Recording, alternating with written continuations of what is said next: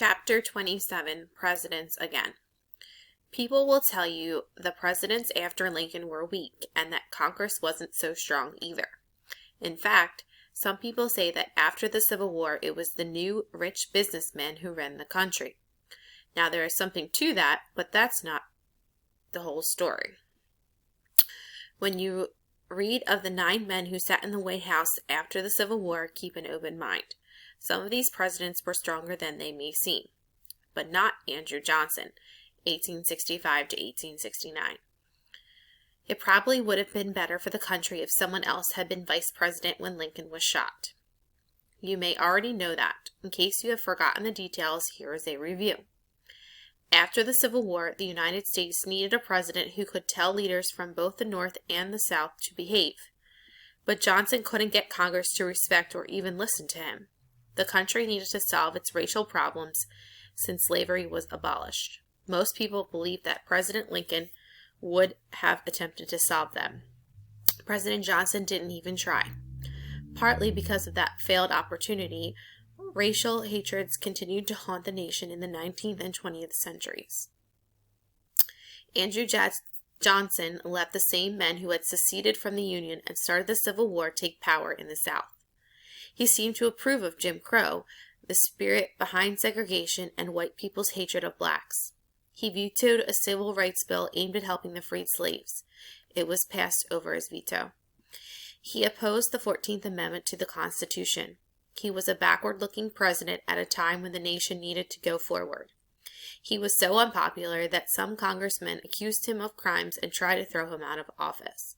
He was impeached but saved from conviction by 1 vote.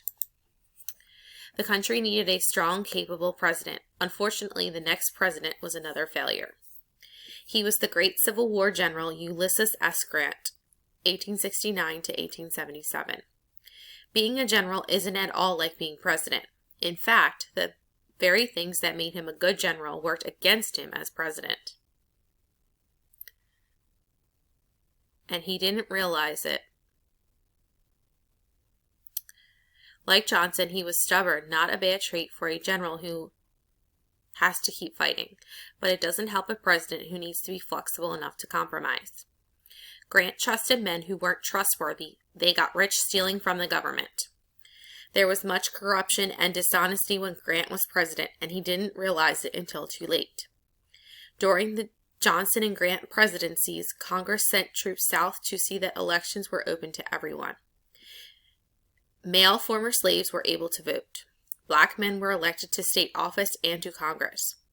Some white Southern leaders didn't like that, so when the next presidential election came along, they decided to take charge. They wanted to take the vote away from black men, and they began to do it. President Rutherford B. Hayes, 1877 to 1881, didn't do anything to stop them. Hayes's election was one of the closest in our history. More people voted for his opponent than for him. He won in the Electoral College by 1 vote, and that made him president. His supporters made a deal to pull the government troops out of the South in return for that vote. That was the end of congressional Reconstruction and of most attempts to be fair to black people in the South. Hayes, an honest man, ended the corruption of the Grant years. His wife was a supporter of the growing temperance movement. Temperance supporters wanted to prohibit or ban the drinking of alcohol. James A. Garfield, 1881, our 20th president, was born in a log cabin in Ohio. He might have been a good president, but a man with mental problems shot and killed President Garfield soon after he was elected. Chester A. Arthur took over as 21st president, 1881 to 1885. He was a reformer. He wanted to make the government as efficient as possible. He did that by making the Civil Service Commission powerful. Civil service jobs are government jobs.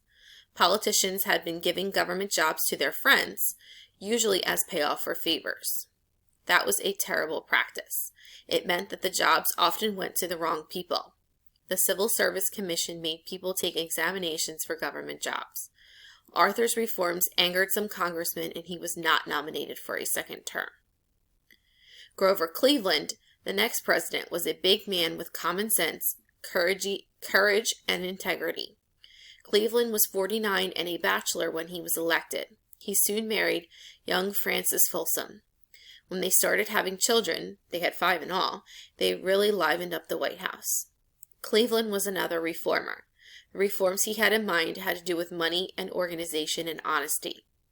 He didn't concern himself with social justice or fairness. He didn't understand the new problems faced by industrial workers or the old problems of racial injustice. During Cleveland's presidency in the Southwest, the Apache chief Geronimo surrendered to Army forces. This was the end of the Indians' freedom to live as they wished. At the time, hardly anyone, except the Native Americans, seemed to care. When Cleveland ran for a second term, he lost to Benjamin Harrison, 1889 to 1893. During Harrison's administration, the Sherman Antitrust Act was passed. It outlawed the monopolies that suppressed competition. 6 new states were admitted to the Union while he was president. See if you can find out which ones. The next president, Grover Cleveland, was our 22nd, 1885 to 1889, and 24th president, 1893 to 1897.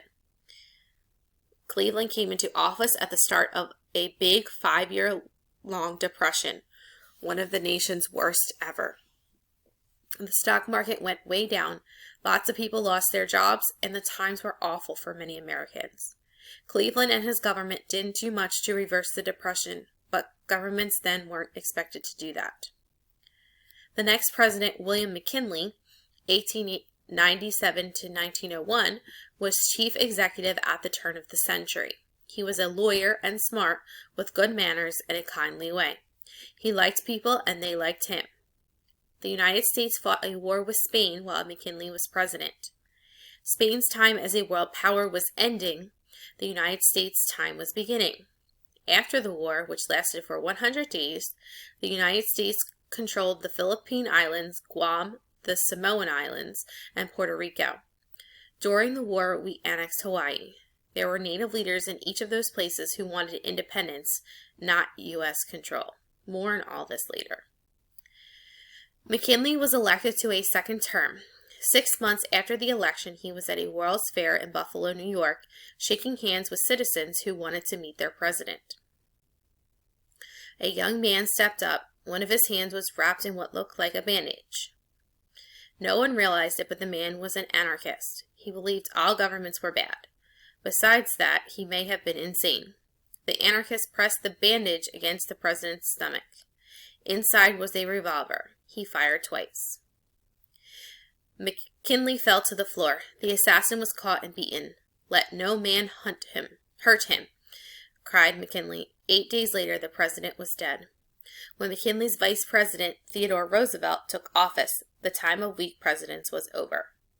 You'll read more about him later. The American people had a good time with Roosevelt as president.